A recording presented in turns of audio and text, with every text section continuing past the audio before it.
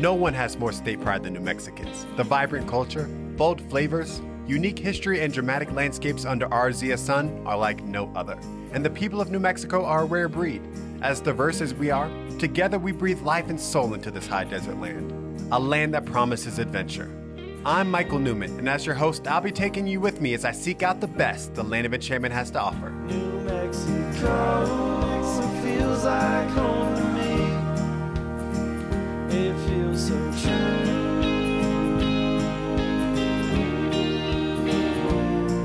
It's time well spent when I spend it with you. Thanks for tuning in for another episode of New Mexico True Television. I'm your host, Michael Newman. In this episode, we're exploring the city of Las Cruces and the surrounding area. Whether you want to get your art fix in Mesilla Park, hike through the Oregon Mountains, delve into the local history, or chow down at some of its best restaurants, Sun City is ready for you. Just over 50 miles north of Las Cruces on New Mexico 27 is the Lake Valley Historic Town Site. Once a thriving boomtown, fueled by the discovery of silver in 1878, the remaining structures echo a history shared by the neighboring towns of this region. But unlike nearby Hillsborough and Kingston, Lake Valley is devoid of residents, a ghost town in the purest sense. The refurbished schoolhouse rises from the dirt, and within its walls, the history of this community is revealed. So this area seems to be a real hotbed for mining. You have Hillsborough and Kingston. And they were all connected by a stagecoach line that was ran by a woman named Sadie Orchard. She was quite the pioneer woman. So she ran her own business, owned a restaurant, and also ran a brothel. Modern day entrepreneur there. That's correct. She was originally from Ohio and came out here in her early 20s and jumped off the stagecoach and said, all right, it's time to make a living. So bringing it back to where we are in this schoolhouse, why was it important, do you think, to preserve something like this? Well, to me, places like this are really special, and preserving it, we're preserving part of American history. So Southern New Mexico history, Lake Valley history, but also the history of our country. Right. So this is a nice example of like Western expansion. And when people come here to visit and can see the schoolhouse and see the other buildings here in the ghost town, see the preserved chapel, it really kind of hits home. Like you can imagine what it must have been like for those families to come from out east and stake a claim, so to speak, here in southern New Mexico trying to make a living. And it wasn't easy, but they made it work. And I was overhearing some chatter there, but this was also used as a dancing square too, like a community center. It also used to serve as a courthouse. In the evenings, they'd have dances. People got married here because the chapel is very tiny. So this was a nice big space for everyone to gather in the community. They'd come from Silver City, they'd come from Kingston and Hillsborough, come up from Deming. So as an archaeologist, a lot of the work I imagine you do is looking for little details of history of people. Are there things around that we should be looking for to kind of tell that story of what it used to be? So here in the schoolhouse, you've got these incredible desks that the kids used. And as kids do, you're chewing gum in class and you stick it under the desk. So there's still little wads of chewing gum. And little kids get bored and get fidgety and they start carving their names in the desktops. You can still see that here. Remnants and reminders abound if you take the time to explore. And the sparse vegetation and vastness of the site makes it easy to do so. As wonderful as this location is for the eye, it's begging to be documented through the lens of your camera. So make sure to bring one with you. And don't end your excursion here. Take the Lake Valley Scenic Byway or head to Hillsborough for a bite to eat at the Hillsborough General Store and Cafe. Stay tuned for some smoke and grub. Do you take a lot of pictures on your New Mexico travels? Well, if you do, show us by hashtagging New Mexico True on Facebook, Twitter, and Instagram. Tucked between I-10 and the Rio Grande in Las Cruces on Avenida de Mesilla is Chalice Woodfire Grill. Having opened in 2015, this family-run restaurant is definitely the new kid on the block in Old Mesilla. But Frankie Torres' heritage-inspired fare has roots reaching back generations. With formal culinary training, Frankie puts a new spin on traditional favorites. And whether it's carnitas tacos or burgers topped with homemade breads, you're guaranteed a meal made from scratch. Hey, Frankie. Hey, how's it going? Good. I caught you working on the smoker here, huh? Let me see what you got in there. We've got some beef brisket. Woo! Well, I gotta say, amazing food. Love the ambiance inside. So I want to know what the initial inspiration was for opening the restaurant. My grandfather had a chili farm just south of town, right here in Tortuga. So, you know, the Indian culture there, and it was always cooking chicharrones and, you know, chile con carne and roasting chili. So it just felt like when you got to pick something to do for the rest of your life and that's all you've been doing, right, you might as well stick to that. So every day we come in here, it's fun. And you got family in the restaurant, everybody's put their hands in? Yeah, I've got my sister's helping me out. My son runs around picking up trash and stuff. So let's talk about, I mean, the smoker, that's a very unique kind of, you don't see that in a lot of New Mexican dishes. So how did you work that into the fusion of your food? It worked out perfect because, like I said, at the farm, you know, it was always burning wood and pecan. So part of the farm is chili, corn, squash, and then, you know, pretty much everybody around here has trees. Yeah. You got to prune them, so, you know, you burn that wood. It's heritage inspired. Okay. So it's the way, you know, my great-grandfather, my grandparents cooked. Like, this was more normal back then. No freezer, no microwave. All we fresh. bake the bread, you know. We make the sausage, so we case it. Same thing with the bacon, you know, and you won't find that in a lot of restaurants. Right. You know, so. No shortcuts. No shortcuts, no. It makes for a little bit of harder week, but it's worth it. Right. You know? Yeah, I can see you sweating. That's a good sign. That's how you know the food's good. Yeah. Morning, noon, or night, Chalice has got your order, guaranteed. Another new discovery on this trip was Sea Italian Bistro, where aromas from their homemade Italian sausage or wood-fired pizzas will have your mouth watering. Major points for ambiance too. After a hearty meal, walk off the calories in the historic old town of Mesilla, where you can also start planning your next culinary adventure. Some of the town's most noted restaurants are in this plaza. Along the railroad tracks in the industrial neighborhood of Mesilla Park in Las Cruces is Art Obscura. The mural in the building's exterior hints to the love for nostalgia, and the spectrum of treasures inside the walls of this one-stop shop for antiques, local art, and the ultimate jackpot of rare finds. Running the gamut of retro relics and pop culture memorabilia to curios and collector's items, and objects ranging from the peculiar to the highly sought-after variety, the artifacts here are a smorgasbord for hungry collectors and vintage aficionados. All of the items, though, complement the art hanging on the walls, generated by over 90 local artists, reflecting an underground outsider aesthetic and the passions of the duo behind it all. So Abby and Darrett, you guys have quite a collection of eclectic, cool stuff, old and new. So how did this place kind of get started?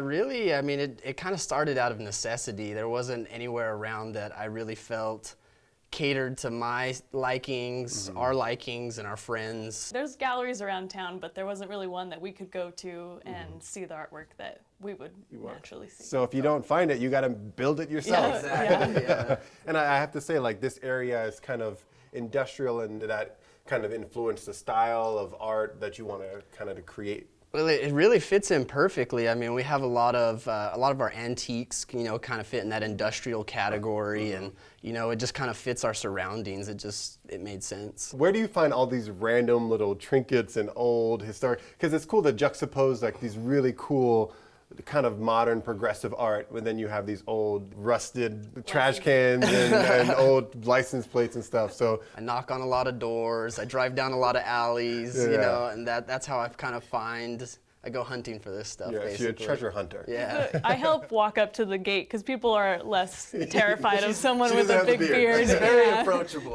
Yeah, so I'll go and knock on the door with him and ask if they want to sell that piece of junk that they might have that we love. Pretty satisfying to get it back in here, clean it, make it work, and then put it on display. I mean, and then really having somebody come in and see their eyes light up and get to try it out and like, wow, that's really satisfying for Like me. after it's been fixed, Yeah. And I like putting it up on the wall. He's taught me how to hang stuff properly. There's like math involved and it's a whole process. She's really good at it. It's really She's fun. really Now good. it's fun to like display everything. Right. Even like these little cupboards, they all have little themes and like everything's ornately placed in each place to like bring this whole scene together. Going back to the art, it's kind of like this comedic, satirical, A but lot of lowbrow pop art, Yeah. you know, Yeah. that type of thing. And would you say there's a new genre of artists coming out of Las Cruces that are kind of trying to make a name for themselves now? Definitely. I feel like Las Cruces is kind of on the the precipice of becoming a really important area for artwork, and especially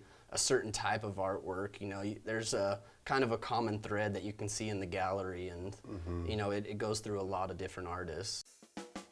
Another common thread for Darren and his peers can be seen in the workshop and back, where their artistry and talents for refurbishing lend themselves to more inspiring creations. Not only a mecca for visitors, Art Obscura is clearly the venue and clubhouse for the local art scene of Las Cruces. From live music to film and fashion shows, Art Obscura hosts events regularly. Check their website to see when their next gathering is taking place. Another great performance venue in town is the historic Rio Grande Theater on Main Street. Take a tour or go to one of their free performances every other Tuesday. And don't miss the city's most noted example of art and salvage material coming together, the iconic Roadrunner sculpture of I-10. Up next, we go on one of our state's ultimate hikes. If you missed an episode or just want to see more of New Mexico True TV, visit our YouTube page at youtube.com/visitnewmexico. There you can find all of our full episodes and segments. And now from the pages of New Mexico Magazine. Just over 15 minutes outside of Las Cruces on the east side of the Organ Mountains off I-70 is Aguirre Spring, a campground where we will hook up with the trailhead for Indian Hollow on a guided hike with mountaineer Ronald Lautenbach. Okay, we're going into Indian Hollow. Indian Hollow is one of these canyons that most people don't even know exist. You need, first of all, to have a buddy. If for any reason you have any symptoms of being tired or sick, we want to know right away. After Ron's brief safety overview and guidelines for the hike, we're ready to head out. Among this group of hikers is a range of experience and skill levels. We've got some first-time hikers, and then those like Ron, who have scaled some of the highest and most challenging peaks on the Earth's surface. I would put myself in the intermediate category. But one thing's for certain, we're all in good hands. Given the fact Ron has taken on Mount Everest and Denali, among others, he's capable and confident in leading the charge. And many of these folks have accompanied him on other hikes in these mountains.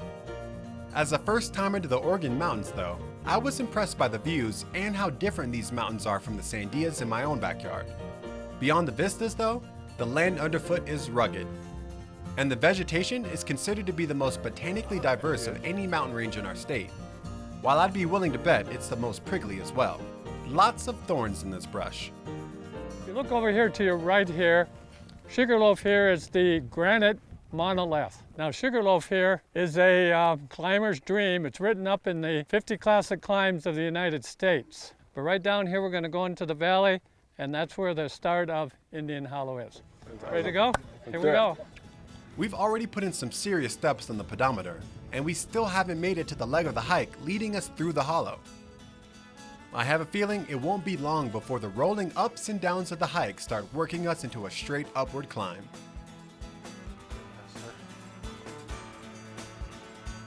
Yep, here we go. This is when the cardio starts to kick in and we recognize the magnitude of this mountain. Things are definitely starting to look steep, but we're also getting our first glimpse of water seeping from the rocks. You don't find water out here very often. No, you don't. And after a bit of scrambling, we work our way to the top. Look back, guys. See where you came from. All right, Okay, right here. we have summited the mountaintop. Now that's what I call a feeling of accomplishment. You know, as someone who has climbed a lot of different mountains, what makes the Organ Mountains so unique? These are rugged mountains, even though they're only 9,000 feet. But if your mindset is such that you want to get there, we'll get you there. And I think it's Lon probably said the best quote of all. He said, take a group of ordinary people and have them do extraordinary things. To me, this is one of the most beautiful spots in the world.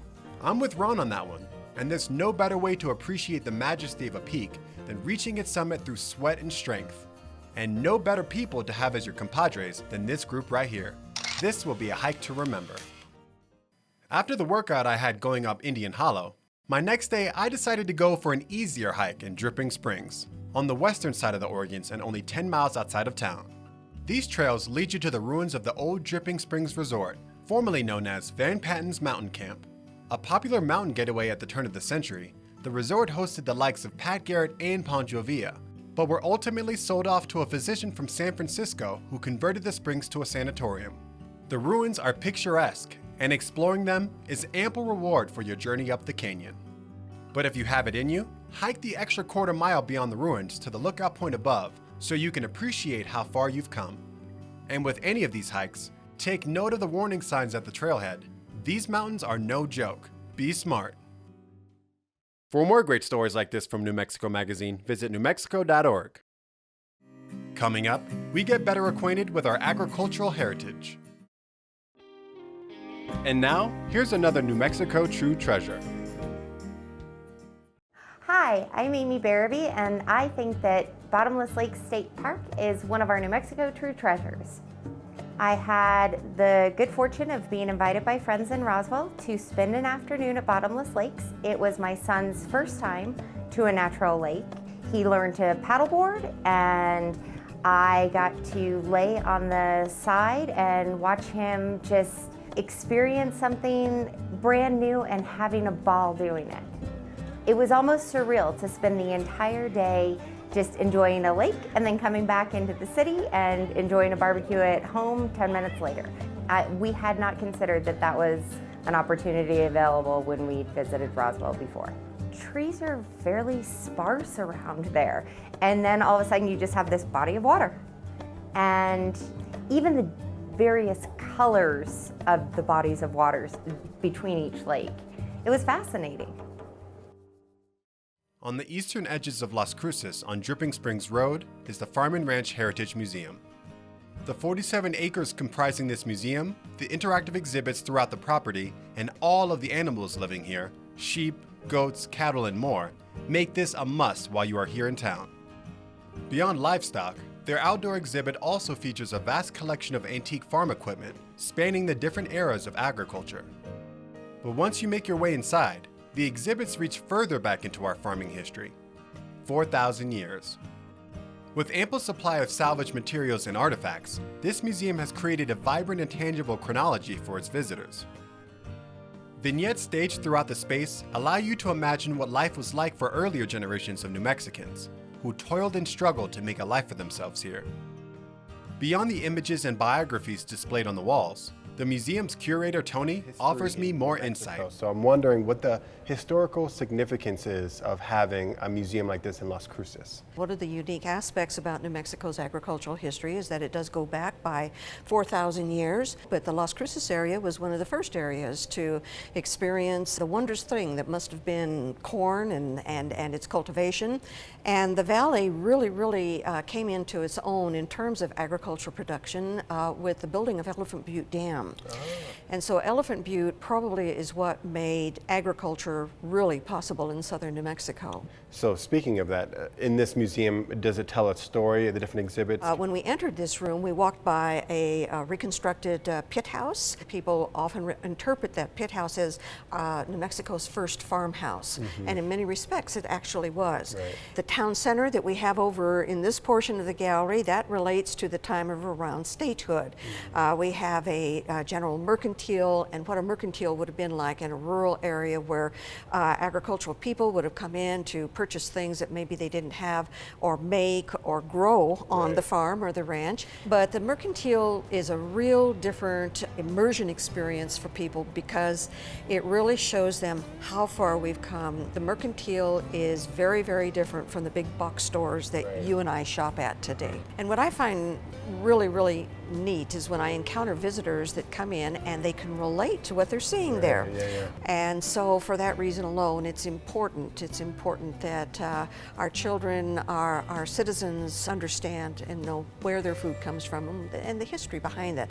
It took 150 generations from that 4,000-year-old agriculture that I spoke of earlier to get us to where we are. And so those stories are important for us to understand where we've been. Helps us to make better sense of why we are where we are, and will hopefully help us plan for the future and make it a better future for all of us. Tony sure knows how to put things in a greater context, and the museum aids in this effort. With live demonstrations and even some hands-on instruction, you can make a greater connection to skills and crafts that have passed down generation to generation. And then we'll just take 2 or 3 like this across manually, stop, turn, hold this. There we go. So you'll have the feel. Yes. There we go. You've got it. You've got the rhythm. Traditional techniques of iron and steel smithing, as seen in the blacksmith shop, have also been taught in workshops and classes offered by the museum. But perhaps one of the most exceptional things I had the opportunity to partake in while I was here was the annual blessing of the fields. This rich tradition has been played out for more than 17 years at the museum. Honoring the story of San Isidro, the patron saint of farmers, a local priest or bishop leads a procession around the grounds, blessing the animals, plants, and acequia of the museum. For people who grew up in the Mesilla Valley, this age-old custom is a part of life, and harkens back to workers in San Miguel who would make a pilgrimage each spring, stopping in villages along the valley, concluding with a fiesta. Our dependence on the land and its resources, especially our water, resonates. And it makes me grateful traditions like this have held steadfast in this community, honoring the land, the life it gives. Another way to appreciate this region's agricultural bounty is to visit the weekly farmers and crafts market downtown. With more than 300 vendors, there's an abundance of fresh produce, preserves, plants, and artisan products for sale. So much you may not know where to begin. First stop, I recommend grabbing some breakfast at one of the food trucks to help fuel you as you wander. And remember to bring your own tote bag so you can really load up.